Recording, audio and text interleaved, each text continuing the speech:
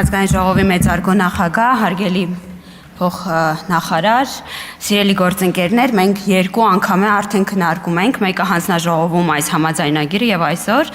եւ հարցեր են հնչում, որոնք մեղմ ասած ինձ մոտ տարակուսանք են առաջացնում։ Պարոն Մինասյանը հարցնում է, հետաքրքրվում է,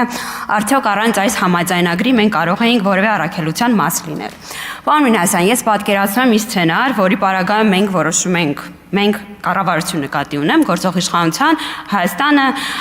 մաս դառնալ Եվրամիության որոշ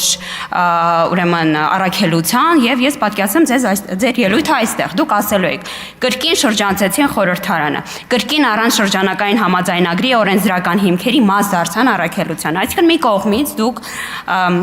պարբերաբար մեզանից պահանջում եք հարցերին մոտենալ հայցակարգային օրենսդրական ուրեմն մարմինները չշրջանցելով հիմա երբ որ եկել է պահը երբ որ մենք ապահովում ենք իրավական հիմքը շատ շնորհակալ եմ որ պարոն Մինասյան գրանցումը արձագանքել որովհետև սա տարակուսել է պարոն Մինասյան ձեր վերաբերմունքը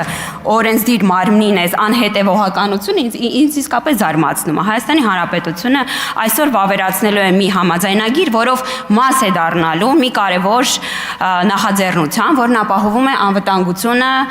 ոչ միայն իդեպ ռազմական, այն նաև քաղաքացիական, օրինակ ջրհեղեղներից պաշտպանողական կամ հետ ջրհեղեղային շրջաններում իրենց առաքելությունը կատարելու եւ Հայաստանի Հանրապետությունը ցերած մեծ բան է ձեռք բերելու։ Հայաստանի Հանրապետությունը գիտելիք եւ փորձառություն է ձեռք բերելու, որովհետեւ այս